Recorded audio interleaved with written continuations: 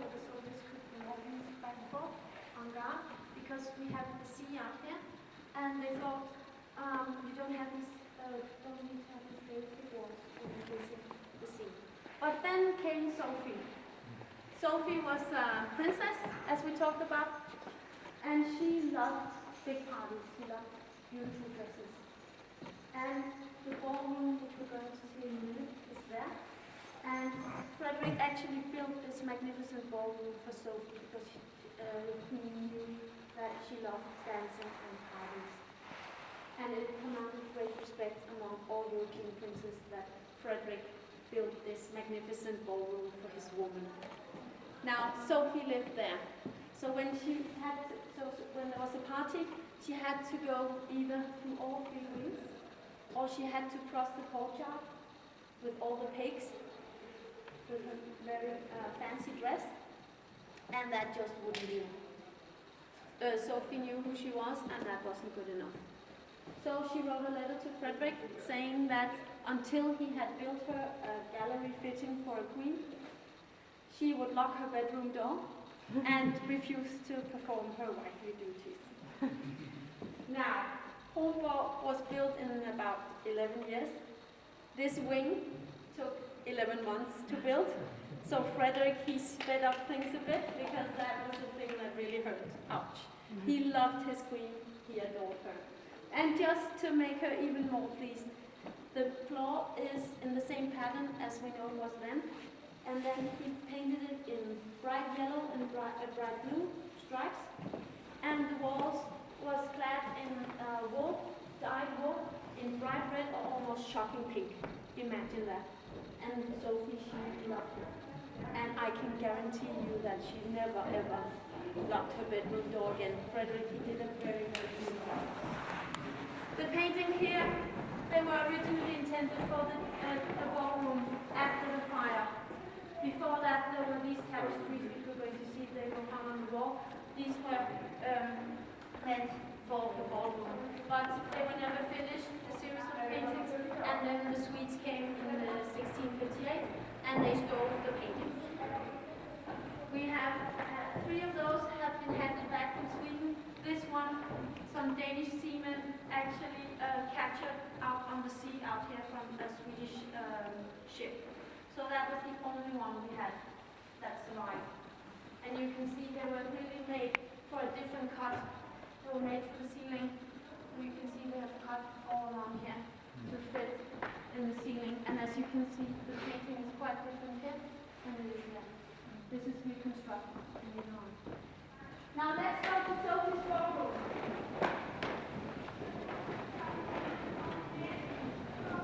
So this is the circle. It was meant to give us past that time for the ceiling.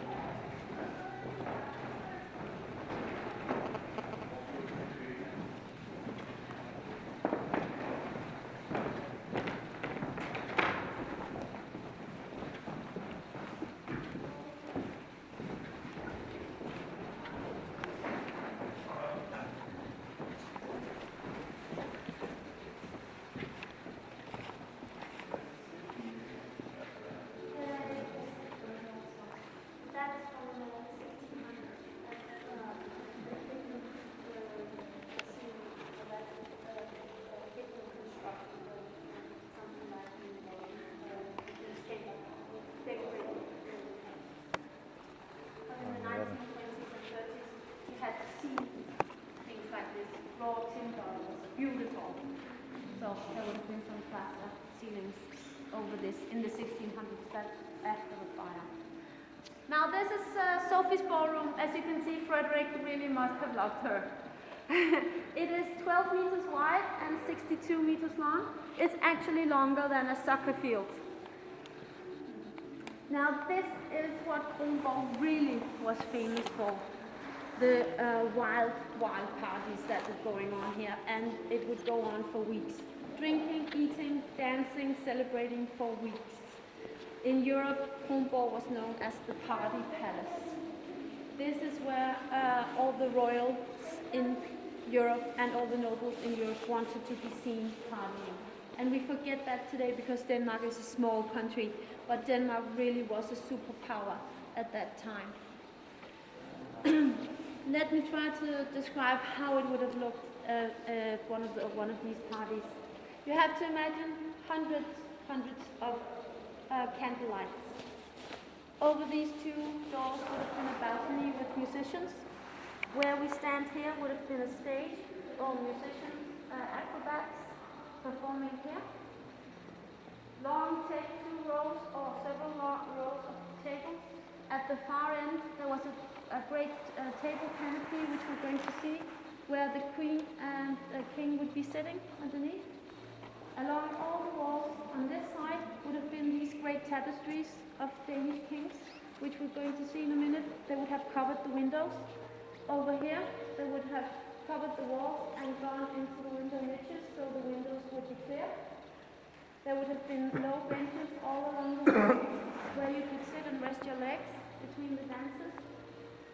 And in the ceiling there would have been these covered ceilings, painted in bright colors and gold, or after the fire would have been plastered with great pictures, paintings, sorry. Now, they would have eaten for hours and hours. They started early in the morning, 10 or 11. They would continue to 8 or 9 in the evening, and they would eat from 35 to 50 courses. And it was a very spicy food. And they would dance. And when you eat and drink for so many hours, you have to go. Now, the gentlemen, they would exit through that door. There's a tower there. They would go down to the courtyard. There would have been strewn some hay, and they would do their small business and their big business. That was quite normal. But the ladies had these big dresses, sometimes the shape of a barrel, and they couldn't leave through that exit. So that's where the window niches come into play. There would be strewn some hay there as well, and some sticks of cinnamon for the smell. And the ladies would retire there, and they would do their business, just lift up their skirt a bit and do their thing, while there was dancing or dining going on here.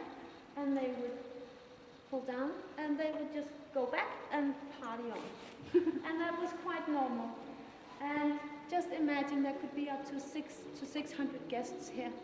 There was spicy food, wine, beer, sweaty armpits. The dresses couldn't be washed. Only the underwear was washed. This was like a shell. The dress was like a shell. Candlelights, everything else, the business in the window niches, that must have been a wonderful smell after a few hours. Now, let's move on to the far and let's just enjoy this one.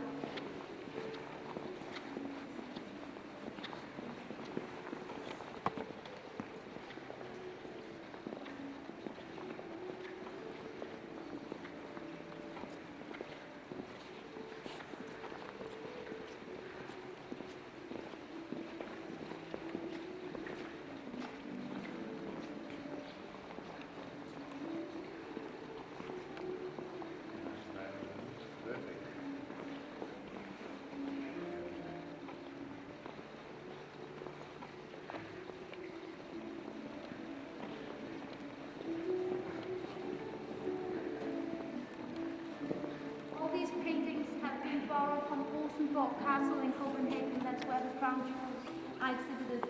In the 1920s and 30s, when the castle was restored, they thought we have to show something in here, and they borrowed these pieces. So we had these bare walls. It's sad. Now, entertainment was a big deal, and that is where we think the link with Shakespeare comes in. Hamlet. Shakespeare's Hamlet is maybe the most famous play. And in the casemates, we talked about these great legends, Holger the Dane, and the legend of Hamlet, Prince Hamlet, the prince from Jutland. His name was Hamlet without the H. The H came with Shakespeare. And they were these legends. They would sing and dance to these legends at the royal courts. And we think that is maybe how Shakespeare heard about this legend.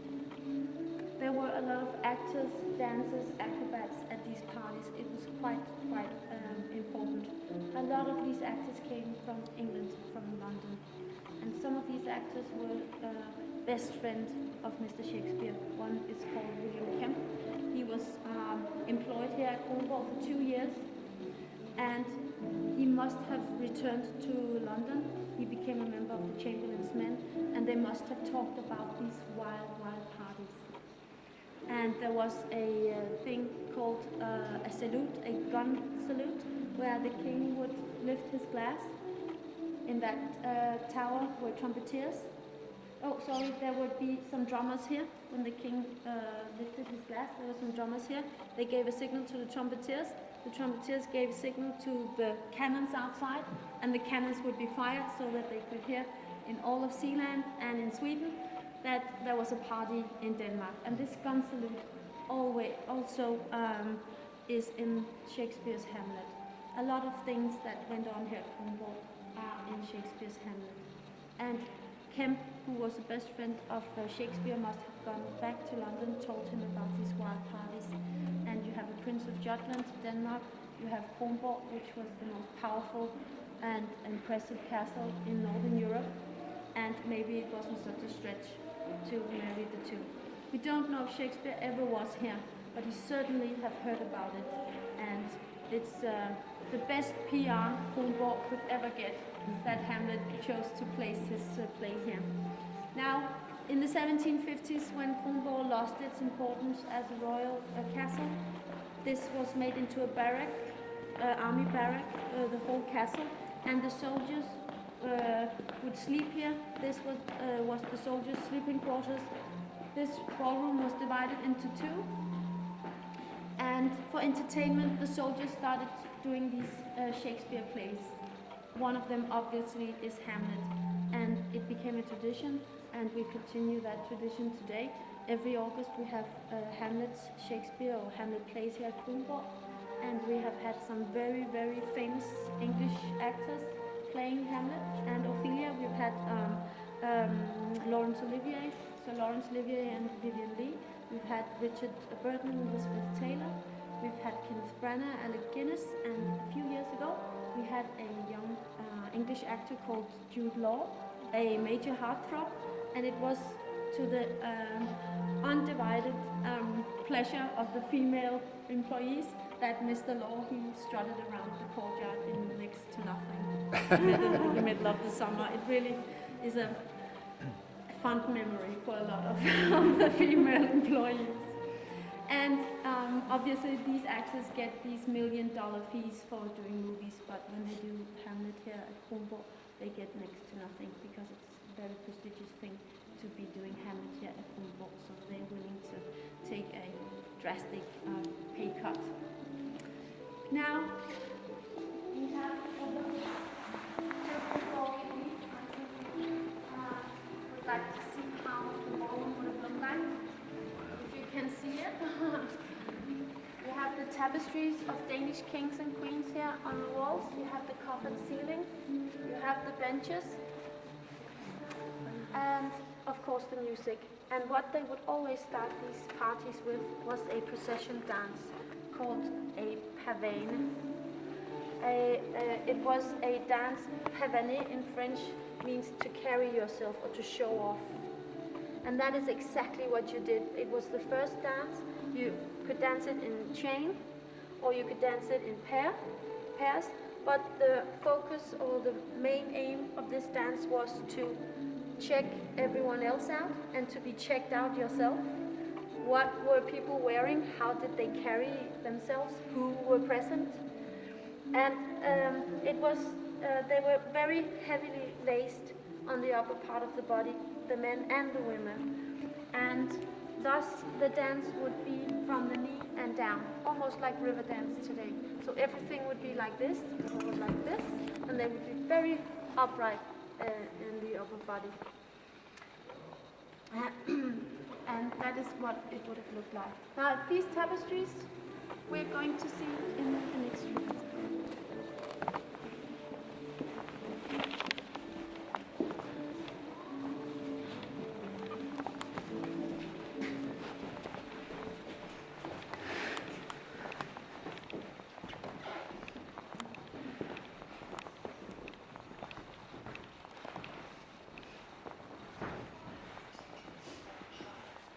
And please, if anyone feels a bit tired, we have these two benches, and please use them if anyone wants to rest their legs for a while.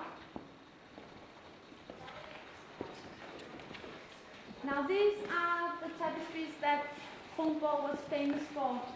Today we think maybe what was the big deal? These tapestries were outrageously expensive. They were made in Flanders, and it took years and years to make these. Originally there were 44 with the table canopy that Frederick and Timothy witnessed thing. The thing with these tapestries is that they are a good example of this rivalry that went on between Denmark and Sweden. Anything that the Swedish king had, the Danish king had to have, but more. And the Swedish king just had 90 paintings made of Swedish kings and queens. This thing with ancestry was very important. You had to show a long lineage of royal descendants that legitimized your power. You had to show this long ancestry. It was very important, and everybody could see that this was an old family and you had the right to the throne. The tapestries have been made with 100 Danish kings and queens. Only 14 have survived to today. We have 7 here at Kronborg. The other 7 are in Copenhagen at the Danish National Museum. The thing is that the program is that up here you have in German, that was what you spoke it called, German, the king or queen's feet. Here you have some, of course, you have the personal. You have some allegories to support what is told of them. Here you have their coat of arms. And down here, with these tapestries, there will always be this production mark. BB was for Brabant in Brussels. And here we have a crown and a B. Kron means crown in Danish. B. Borg means castle. Crown, castle. Kron, Borg. They were made here in Denmark, which is quite unusual. A lot of these weavers were imported from France and Flanders, and they sat in Baltimore and made all these tapestries. Now, there's the thing with these 100 Danish kings.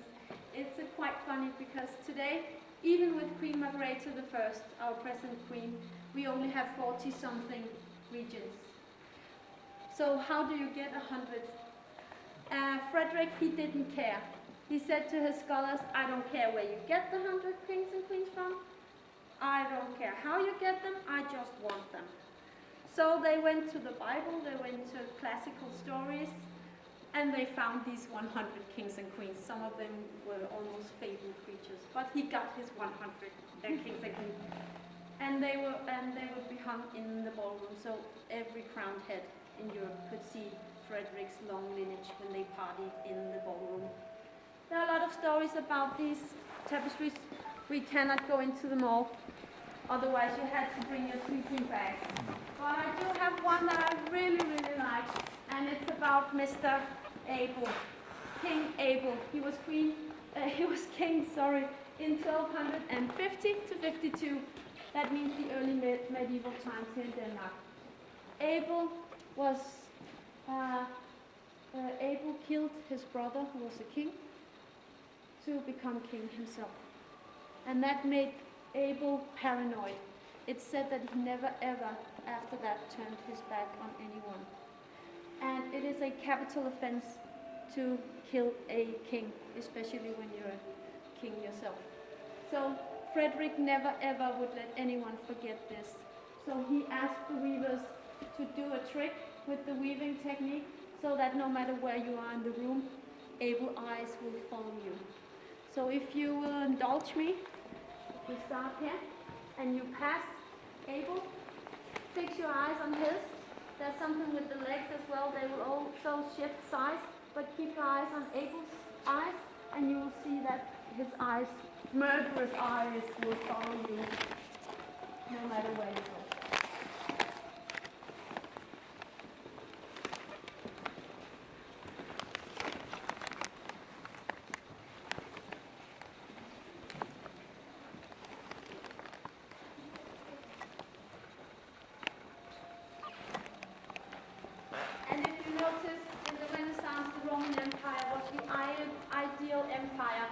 And you can see Abel isn't dressed like a medieval king. He looks more like a Roman centurion. So you have your artistic license with that.